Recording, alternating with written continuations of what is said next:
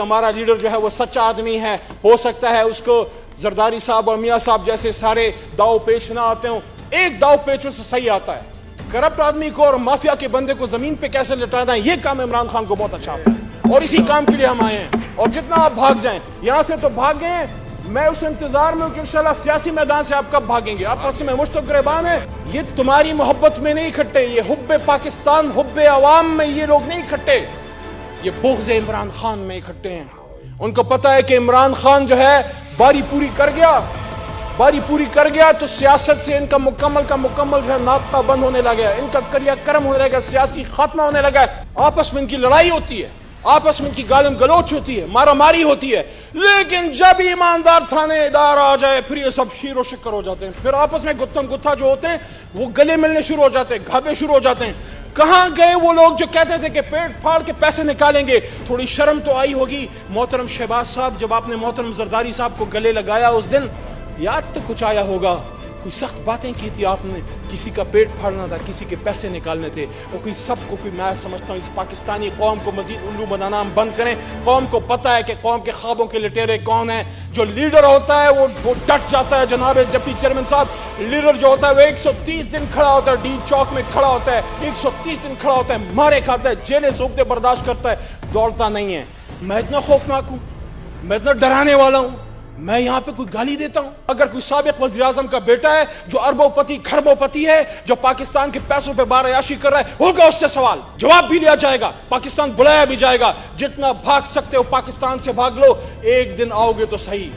اب آپ کو علی محمد کی شکل پسند نہیں، سچ نہیں سن سکتے، کھری بات نہیں سن سکتے، گالی تو ہم دیتے نہیں ہیں، سچی بات کرتے ہیں۔ اگر سچی بات گالی ہے، اگر سچ گالی ہے تو یہ گالی ہم روز دیں گے، صبح شام دیں گے، کیونکہ ہم سچ کا نظام قائم کرنے پاکستان میں آئے ہیں۔ اور جب ان سے چائنا کے وزیر اعظم صاحب مل رہے تھے، چائنا کے صدر مملکت مل رہے تھے، تو یہاں پہ کچھ لوگ اپنی 2 ٹکے کی سیاست کے لیے پاکستان کے مفاد کو داؤ پہ لگا رہے تھے۔ عمران خان صاحب کے پاکستان کے خلاف، ہمارے خلاف، پاک چائنا دوستی کے خلاف ایک بیانیہ ہندوستان سے بن رہا تھا، اور اسی بیانیے کو تقویت پاکستان سے کچھ لوگوں کی وجہ سے مل رہی تھی۔ میں اپنے انتہائی نالائق یا ناسمجھ میں چلو لفظ یوز کر لیتا ہوں، یا احمق لفظ یوز کر لیتا ہوں، خود غرض لفظ یوز کر لیتا ہوں۔ آپ بھی پاکستان کے محب وطن ہیں، آپ کی محب وطنی پہ کوئی شک نہیں ہے، حالانکہ سیٹیں خالی ہیں، ٹی اے ڈی اے لے کے آپ باہر بیٹھے ہیں، میں کہتا ہوں آپ ہم سے زیادہ محب وطن ہیں، لیکن بغض عمران خان میں آپ اس حد تک پہنچ گئے کہ سیاست ملک کی تو چھوڑیں، آپ پاکستان کے مفاد کو داؤ پہ لگانے لگ گئے۔ جو اپوزیشن نے نیریٹو کھڑا کرنا شروع کیا، پڑھتے وڑھتے کچھ نہیں ہے، اردو کا ترجمہ کر کے آپ پڑھ لیا کرو۔ حضور والا، آپ لڈو اور گلاب جامن پہلے کھاتے ہیں، درد کی دوائی بعد میں لیتے ہیں، شروع میں مسکراتے بعد میں روتے ہیں۔ ساری عمر رونے سے پہلے آپ کو چاہیے تھوڑا سا پڑھ لکھ لیا کریں۔ غلطی سے ادھر پہنچ گئے آپ سینٹ میں اور قومی اسمبلی میں پہنچ گئے تو خدا را پاکستان کے عوام پہ رحم کریں۔ لیکن ایک چیز میں آن ریکارڈ لانا چاہتا ہوں، آج مجھے بڑا افسوس ہے کہ جب پاکستان، جس کا آئرن بردر ہے چائنا، جو ہمالیہ سے اونچی یہ دوستی ہے، اور یہ جو ہے یہ سمندر کی گہرائیوں سے مضبوط یہ رشتہ ہے، یہ تعلق ہے، اور یہ وزیراعظم عمران خان صاحب کا پریزیڈنٹ صاحب سے چائنا کے یا وزیراعظم صاحب سے ذاتی تعلق نہیں ہے، یہ ریاست پاکستان کا ریاست چائنا سے ہے، جو 70 سال پہ محیط ایک تعلق ہے۔ افسوس کی بات ہے کہ جب پاکستان کا وزیر اعظم وہاں تھے، اور جب ان کو سٹیٹ لیول پہ ویلکم کیا جا رہا تھا، اور جب ان سے چائنا کے وزیر اعظم صاحب مل رہے تھے، چائنا کے صدر مملکت مل رہے تھے، تو یہاں پہ کچھ لوگ اپنی 2 ٹکے کی سیاست کے لیے پاکستان کے مفاد کو داؤ پہ لگا رہے تھے۔ افسوس کی بات ہے کہ میں کچھ کا لفظ یوز کر رہا ہوں، اکثریت کی نہیں، کچھ صحافی برادری کے کچھ لوگ ہمارے بھائی وہ بیانیہ پیش کر رہے تھے کہ پتہ نہیں عمران خان صاحب کو ویلکم نہیں ملا، فلانا ہو گیا۔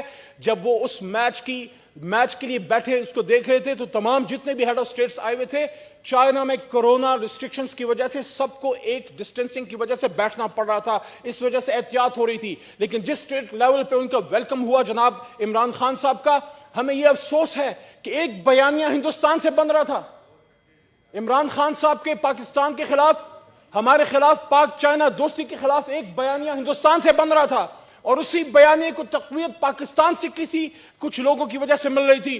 میں اپنے انتہائی نالائق یا ناسمجھ میں چلو لفظ یوز کر لیتا ہوں، یا احمق لفظ یوز کر لیتا ہوں، خود غرض لفظ یوز کر لیتا ہوں، آپ بھی پاکستان کے محب وطن ہیں، آپ کی محب وطنی پہ کوئی شک نہیں ہے، حالانکہ سیٹیں خالی ہیں، ٹی اے ڈی اے لے کے آپ باہر بیٹھے ہیں، میں کہتا ہوں آپ ہم سے زیادہ محب وطن ہیں، لیکن بغض عمران خان میں آپ اس حد تک پہنچ گئے کہ سیاست ملک کی تو چھوڑیں، آپ پاکستان کے مفاد کو داؤ پہ لگانے لگ گئے۔ جو اپوزیشن نے نیریٹو کھڑا کرنا شروع کیا، کدھر عمران خان صاحب کا ویلکم ہوا، کس نے ویلکم کیا، کدھر ہے ان کی دیکھیں جناب والا، یہ ریاست کا ریاست سے تعلق ہے، ہندوستان کی پیٹ میں جتنے بھی اس سے مروڑ اٹھیں، پاکستان کے دشمنوں کے پیٹ میں جتنے بھی مروڑ اٹھیں، پاکستان اور چائنا کا تعلق مضبوط ہوگا، سی پیک مضبوط ہوگا، پاکستان کی سیکیورٹی جو ہے انشاءاللہ مضبوط سے مضبوط تر ہوگی، پاکستان اسلامی دنیا کا سرخیل ہے، پاکستان واحد نیوکلیر پاور ہے الحمدللہ دنیا میں، اور پاکستان کا تعلق جتنا روز بروز بڑھ رہا ہے، ترکی سے، ملیشیا سے، ایران سے، سعودی عرب سے،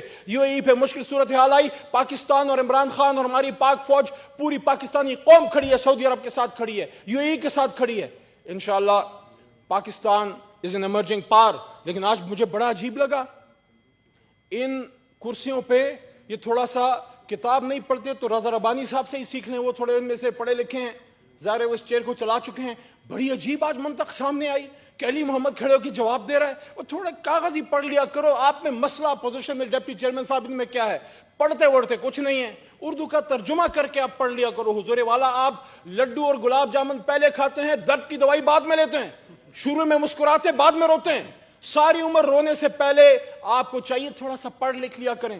غلطی سے ادھر پہنچ گئے آپ سینٹ میں اور قومی اسمبلی میں پہنچ گئے تو خدا را پاکستان کے عوام پہ رحم کریں۔ میں اس کا جواب ابھی دیتا ہوں جو انہوں نے مجھ پہ سوال کیا ہے، میں اتنا خوفناک ہوں، میں اتنا ڈرانے والا ہوں، میں یہاں پہ کوئی گالی دیتا ہوں، میں تو یہاں حکومتی موقف پیش کرتا ہوں، وہ بھی انتہائی اخلاق کے دائرے میں، آن ریکارڈ ہے۔ 2013 سے آج جو ہے 2022 ہے، آج 2022 سے میں پتہ نہیں کتنے ہزار پروگرام اور کتنے 100 سپیچیں پارلیمانوں میں کر چکا ہوں، ایک جملہ کوئی نکال دے جس میں میں نے کسی کی لیڈرشپ کی ذات کو ٹچ کیا ہو، اور آپ روز عمران خان صاحب کی ذات کو ٹچ کرتے ہیں۔ عمران خان صاحب تو چھوڑیں، ان کی باپردہ گھر والی جو ہے جس کا سیاست سے کوئی تعلق نہیں ہے، آپ کے گھروں میں مائیں بہنیں نہیں ہیں، آپ کے گھروں میں مائیں بہنیں نہیں ہیں، کتنی چیزیں ہیں جو ہمارے پاس آن ریکارڈ ہیں، ویڈیوز ہیں، ٹیپس ہیں، سب کچھ ہے، لیکن عمران خان صاحب کی طرف سے ایک ڈائریکشن ہے، کسی کی ذات کو، کسی کی فیملی کو ٹچ نہیں کرنا۔ ہماری طرف سے کبھی بھی کسی کی گھریلو خواتین، بلکہ وہ لوگ جو سیاست میں نہیں ہیں، ان کے اگر مرد بھی ہیں ان کو بھی ٹچ نہیں کرتے۔ ہاں اگر کوئی سابق وزیر اعظم کا بیٹا ہے جو اربوں پتی کھربوں پتی ہے، جو پاکستان کے پیسوں پہ بار عیاشی کر رہا ہے، ہوگا اس سے سوال، جواب بھی لیا جائے گا، پاکستان بلایا بھی جائے گا، جتنا بھاگ سکتے ہو پاکستان سے بھاگ لو، ایک دن آؤ گے تو صحیح، ایک دن آؤ گے تو صحیح، یہ ریاست تم سے سوال پوچھے گی۔ لیکن مجھے بڑا عجیب لگا ڈپٹی چیئرمین صاحب، آج ایک بچوں والی بات ہو گئی، علی محمد کھڑے ہو کے جواب دے دیتا ہے، تو میں کیا کروں؟ مجھے یہ ذمہ داری میرے لیڈر عمران خان نے دی ہے، اور اگر آپ کو پڑھنا لکھنا نہیں آتا تو میں تھوڑا سا آپ کو پڑھانے کے لیے، ویسے ہی اللہ تعالیٰ نے مجھے بھیجا ہے، عمران خان صاحب نے بھیجا ہے۔ 2018 میں ایک نوٹیفیکیشن آتی ہے، اور یہ میرے لیے نہیں ہے، یہ ہر پارلیمنٹری افیئرز کے منسٹر کے لیے ہوتی ہے۔ ہمارے ملک میں پارلیمنٹری فارم آف گورنمنٹ ہے، وہ صدارتی نظام پہ بھی ان کو بڑے پیڑ پہ مروڑ ہے۔ وہ بھی بات تو کرو، کون تم سے سندھ چھین رہے، بات تو کرو، پاکستان اہم ہے، نظام اہم نہیں ہے۔ اگر پارلیمنٹری فارم آف گورنمنٹ جس کے ہم سب ادھر پروردہ ہیں، اگر اس سے فروٹس نہیں مل رہے یا اس طرح نہیں مل رہے، سوچو اس پہ، سوچ بچار کرو۔ پریزیڈنشل فارم آف گورنمنٹ بھی ڈیموکریٹک فارم آف گورنمنٹ ہے۔ آج اگر دنیا میں ایک سپر پاور ہے امریکہ، تو وہ ادھر بھی پریزیڈنشل فارم آف گورنمنٹ ہے۔ جو لوگ یہ بات کرتے ہیں، ٹرکی میں بھی جو لوگ یہ بات کرتے ہیں کہ پاکستان میں صدارتی نظام فیل ہو چکا، کون سا صدارتی نظام؟ بات سے بات نکل رہی ہے جناب ڈپٹی چیئرمین صاحب، وہ ایوب خان کا صدارتی نظام، یا یحییٰ خان کا، یا مرحوم ضیاء الحق صاحب کا، یا مشرف صاحب کا، وہ تو صدارتی نظام نہیں تھا۔ صدارتی نظام تو ابھی تک پاکستان میں آیا ہی نہیں۔ صدارتی نظام وہ ہوتا ہے جو ایک آزاد الیکشن کمیشن کے تحت مارشل لا اور کسی بھی غیر سیاسی طاقت کی ان کے اثر و رسوخ کے بغیر ایک آزاد الیکشن کمیشن، سیاسی جماعتوں کے بیچ میں الیکشن کمیشن جو ہے وہ صدارتی الیکشن کراتا ہے۔ وہ تو ابھی ہوا ہی نہیں، اور کون سا ہم نے کل فیصلہ کیا کہ کل کوئی صدارتی نظام آنے والا ہے؟ پتہ نہیں ان کو کیوں ڈر لگ جاتا ہے، چور کی داڑھی میں تنکا ہوتا ہے، ہمیشہ ان کو ڈر لگا ہوتا ہے۔ او بھائی چھوڑو صدارتی نظام، اسی نظام میں انشاءاللہ ہم آپ کو ٹھیک کر کے دکھائیں گے، آپ کو بھی ٹھیک کریں گے۔ اور جس مافیا کو آپ نے 70 سال میں پالا ہے، جس نے میرے اور فیصل جاوید صاحب جیسے جو ہم جوان ادھر آئے عمران خان صاحب کے ساتھ، ہماری نسل کے تو خواب چھینے آپ نے، آپ نے کامل علی آغا صاحب کی نسل کے بھی خواب چھینے, آپ نے چودھری صاحب کے نسل کے بھی خواب چھینے. 1990 میں جب آپ آئے, محترمہ بینظیر بھٹو شہید صاحبہ جب آئیں پاکستان میں واپس, میوزیکل چیئر شروع ہو گیا, پہلے میری باری پھر تمہاری باری, پہلے میرے باری پھر تمہاری باری. آپ باریاں لیتے رہے, پاکستان تباہ ہوتا رہا, سٹیل مل بیٹھتا رہا, PIA بکتا رہا, تباہ ہوتا رہا, پاکستان کے ادارے بکتے رہے, تباہ ہوتے رہے, عصمتیں لٹتے رہی, سندھ بیٹھتا رہا, کراچی جلتا رہا, خیبر پختونخوا میں دھماکے ہوتے رہے. کل آپ ہم پہ سوال کرتے ہیں, ہم پہ سوال کرتے ہیں, اس آدمی کے خلاف بات کرتے ہیں جو ہمیشہ ڈرون اٹیکس کے خلاف تھا. جب آپ جو ہے اتو تو کھائی جاؤ, وہ کیا مشہور ضرب المثل ہے, ہاں اتو رولا پائی جاؤ, کہ اوپر اوپر سے آپ ڈرامے کرتے جاؤ, کرو ڈرون اٹیکس. یہ نہیں تھا زرداری صاحب کے دور میں, نہیں ہوا کیا؟ وکی لیکس میں یہ نہیں ہے. اپنے آپ کو بڑا مرد آہن کہتے ہیں, قابل احترام ہیں, سیاسی لیڈر ہیں, لیکن مولانا فضل الرحمان صاحب بڑی یاد آ رہی ہے آپ کو بنگلہ نمبر 22 کشمیر کمیٹی کی. اور بھائی آپ نے 22 سال 19 سال میں وہ نہیں کیا جو 1.5 سال میں شہریار خان افریدی نے کر کے دکھایا ہے. مرد بحران ہے شہریار خان, جو ہے دھرتی کا بیٹا ہے, دھرتی کا بیٹا ہے. اس نے جو کشمیر کوس کے لیے امریکہ گیا, جو کشمیر کوس کے لیے UK جاتا ہے, جو ہر کشمیر ڈے پہ کھڑا ہوتا ہے, کبھی مظفر آباد, کبھی پشاور, کبھی اسلام آباد, کبھی واشنگٹن, کبھی لندن, کبھی اسلامی ممالک. آپ نے کتنے دورے کیے؟ بس بنگلہ نمبر 22 میں حلوے کھاتے رہے. معافی چاہتا ہوں, مفت کی لسیاں پینے سے کشمیر آزاد نہیں ہوگا. مولانا فضل الرحمان صاحب, آپ سے میرا سوال ہے, وکی لیکس میں کس کے بارے میں یہ بات تھی جو امریکنز کو کہا گیا, امریکن ایمبیسی میں جا کے, کہ تھوڑا سڈو بھی خدمت کا موقع دیو, تھوڑا سنو بھی آزماؤ, پھر دیکھو ساڑی پھرتیاں تھی کارکردگیاں. مولانا فضل الرحمان صاحب آپ کے بارے میں تھا یہ. اور بڑی بات اسلام کی نہ کریں, ختم نبوت کے لیے قرارداد عمران خان کے سپاہی نے عمران خان صاحب کی اجازت سے وہاں پاس کیا تھا لور ہاؤس میں. ہم نے رحمت اللہ عالمین اتھارٹی بنائی ہے الحمدللہ. عمران خان صاحب کے دور میں پہلے مرکز میں, اس کے بعد خیبر پختونخوا اور پنجاب میں قرآن کی لازمی تعلیم کے ہم بل پاس کر چکے ہیں. آج پاکستان کا بچہ جس اسکول میں پڑھتا ہے اس کو عربی اور قرآن پڑھنا پڑتا ہے, عمران خان صاحب نے کیا ہے. یونائٹڈ نیشنز میں جا کے ختم نبوت پہ ایک آدمی نے دنیا کو انگیج کیا کہ اسلاموفوبیا کیا ہے, کہ اسلام امن کا مذہب ہے, یہ عمران خان نے بات کی ہے. اور پاکستان کی تاریخ میں پہلا وزیر اعظم ہے جو مدینہ کی ریاست کی بات کرتا ہے. آپ کو دکھ پتہ کیا ڈپٹی اسپیکر صاحب, یہ مولانا صاحب کی بات, دکھ پتہ کیا ہے؟ دکھ یہ نہیں ہے, دکھ یہ کہ جو بات ہم ممبر آف مسجد سے کرتے تھے, آج ملک کا وزیر اعظم وہ بات کر رہا ہے, تو ہم کیا بیچیں گے؟ جب دین کی بات عمران خان کرے گا, جب مدنی ریاست کی بات عمران خان کرے گا, جب شرعی سزاؤں کی بات عمران خان کرے گا, جب بچوں سے زیادتی کے ملزمان کو پھانسی عمران خان دلوائے گا, جب ختم نبوت صلی اللہ علیہ وسلم خاتم النبیین کی بات عمران خان کرے گا, جب دنیا کے سامنے خاتم النبیین کی بات عمران خان کرے گا, جب دنیا کے سامنے اسلاموفوبیا کی بات عمران خان کرے گا, تو فضل الرحمان صاحب کو فکر ہے کہ میں پھر دین کدھر بیچوں گا, میں پھر کدھر اپنی سیاست کروں گا. آپ سب سے میرا سوال ہے, تھوڑا پڑھ لکھ لیا کریں. 2019 میں, اور ایسی ایک نوٹیفیکیشن 2018 میں بھی آئی, اور یہ ریپلیکیشن ہے ہماری ایک پارلیمنٹری پروسیجر کی, کہ پارلیمنٹری افیئرز کا منسٹر وزیر اعظم کے بہاف پہ جواب دیتا ہے, پریزیڈنٹ ہاؤس کے بہاف پہ جواب دیتا ہے, کیبنٹ ڈویژن کے بہاف پہ جواب دیتا ہے, اور ہر اس منسٹری کے بہاف پہ جواب دیتا ہے جس کا منسٹر انچارج وزیر اعظم ہوتا ہے. 28 مئی 2019 کی نوٹیفیکیشن ہے جو کہ کیبنٹ سیکریٹریٹ کی ہے, جو پرائم منسٹر کے بہاف پہ ڈائریکشنز دیتی ہیں. The Prime Minister has been pleased to designate the Federal Minister for Parliamentary Affairs and Minister of State for Parliamentary Affairs to look after the parliamentary business of the following offices, divisions. Number 1, President's Secretariat.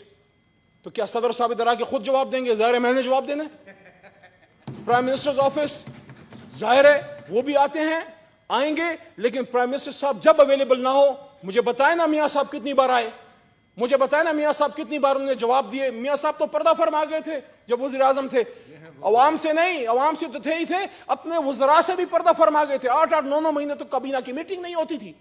اور تیسرا ہے cabinet secretariat, and fourth is the ministries, divisions where the prime minister is the minister in charge. آج جو سوال ہوا جناب والا, آج ہیلتھ کی منسٹری پہ سوال ہوا, اور سوال ہوا منسٹر صاحب, یہ جناب والا منسٹر صاحب کے بہاف میں جواب دیا. مشتاق صاحب نے سوال کیا ایڈز کے بارے میں, سوال کیا پھر سیاست کی. دو رنگی چھوڑ یک رنگ ہو جا, सरासर मोम हो या संग हो जाए, इसी मुनाफिकत की वजह से आपकी जमात को अल्लाह ताला ने कामयाबी नहीं दी। आपने एड्स की बात की, अवाम की बात की, फिर बीच में सियासत की। आप मुझे बताएं हेल्थ के मिनिस्टर इंचार्ज कौन है? या तो फिर इधर कानून बदलें, SAPMs को भी इजाजत दें। SAPM हेल्थ जो है डॉक्टर फैसल सुल्तान साहब कानून के मुताबिक यहाँ के जवाब नहीं दे सकते क्योंकि वो मिनिस्टर नहीं है। इस मिनिस्ट्री के मिनिस्टर इंचार्ज इमरान खान साहब हैं, तो खान साहब के PM साहब के बिहाफ पे मुझे ही जवाब देना है। अब आपको अली मोहम्मद की शक्ल पसंद नहीं, सच नहीं सुन सकते, खरी बात नहीं सुन सकते, गाली तो हम देते नहीं है, सच्ची बात करते हैं। अगर सच्ची बात गाली है, अगर सच गाली है तो ये गाली हम रोज देंगे, सुबह शाम देंगे, क्योंकि हम सच का निजाम कायम करने पाकिस्तान में आए हैं। कहता हूं वही बात, समझता हूं जिसे हक, मैं जहर हलाहल को कभी कह न सका कंद, अपने भी खफा मुझसे हैं बेगाने भी ना खुश। कहता हूं वही बात, समझता हूं जिसे हक। तो जनाब डिप्टी चेयरमैन साहब, अली मोहम्मद और पाकिस्तान तहरीक इंसाफ और हुकूमती बेंचेस से हमारे एलाइज, हम तो सच कहते रहेंगे, हम तो सच बोलते रहेंगे, सच पे खड़े हैं, क्योंकि हमारा लीडर जो है वो सच्चा आदमी है। हो सकता है उसको जरदारी साहब और मियाँ साहब जैसे सारे दाव पेश ना आते हों, एक दाव पेच उससे सही आता है। करप्ट आदमी को और माफिया के बंदे को जमीन पे कैसे लटाना है, ये काम इमरान खान को बहुत अच्छा आता है, और इसी काम के लिए हम आए हैं। और जितना आप भाग जाएं, यहां से तो भाग गए, मैं उस इंतजार में हूं कि इंशाल्लाह सियासी मैदान से आप कब भागेंगे। आपस में मुश्तक गिरबान है, और ये आखिरी बात भी सुन लें, आपस में मुश्तक गिरबान है, लेकिन सिर्फ एक वजह से। कल मैंने बहुत जगहों पर यह बात की, आज इस ऐवान बाला के इंतहाई मुकद्दस फोरम पर यह बात करता चलूं। पाकिस्तानियों से मैं कह रहा हूं कि मेरे पाकिस्तानियों, ये तुम्हारी मोहब्बत में नहीं इकट्ठे, ये हुब्बे पाकिस्तान, हुब्बे अवाम में ये लोग नहीं इकट्ठे, ये बुग़्ज़ इमरान खान में इकट्ठे हैं।